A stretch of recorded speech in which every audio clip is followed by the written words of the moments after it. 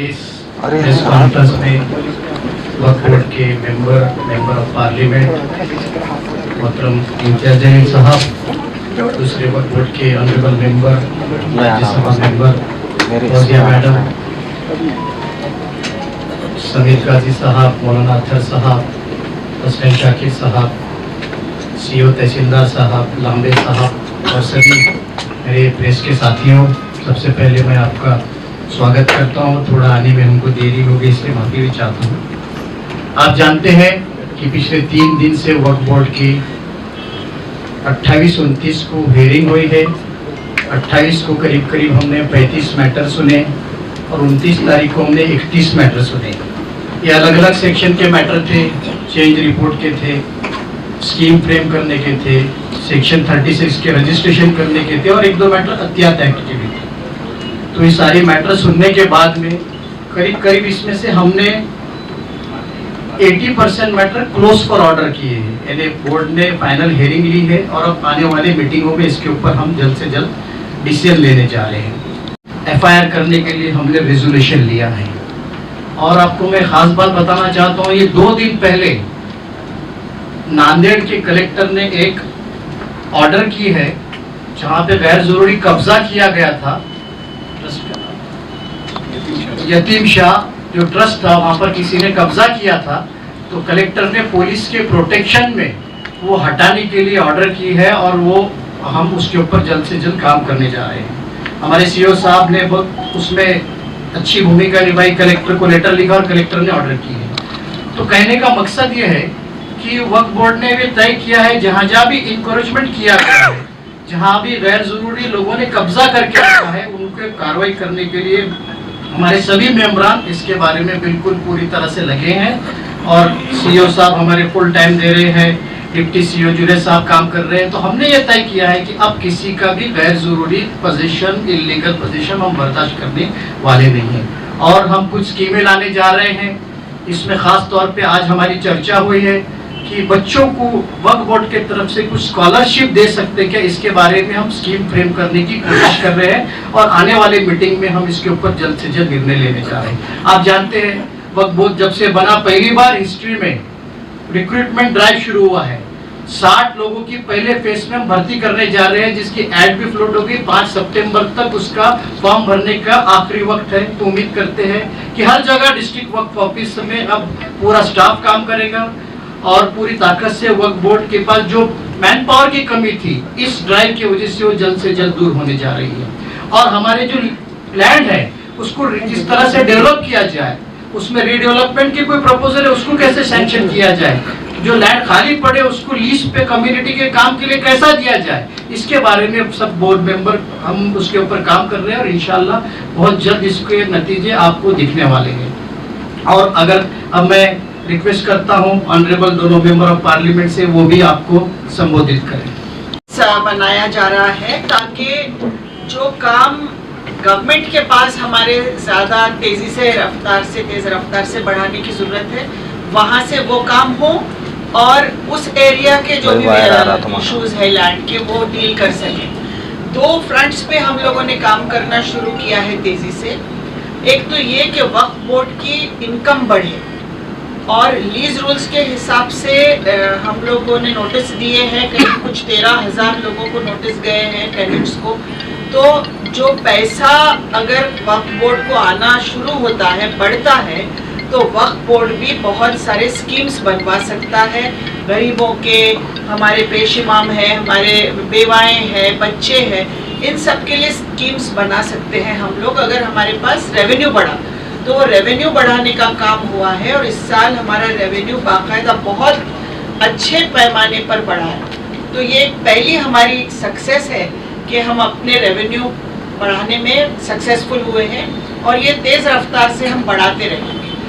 दूसरा जो इनिशिएटिव लिया गया है कि हमारे पास बहुत कम लोग काम करते थे, वक्फ बोर्ड में कर्मचारी बहुत कम थे, तो अब नए रिक्रूटमेंट के साथ हमारे पास हर ज़िले में मैन पावर बढ़ जाएगा।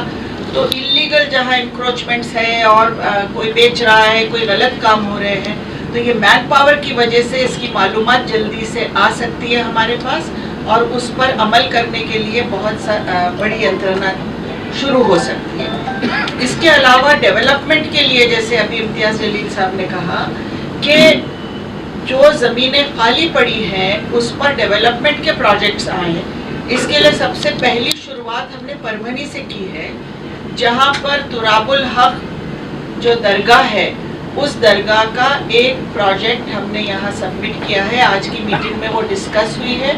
उसका अभी हम लोग टेंडर फ्लोट करने वाले हैं।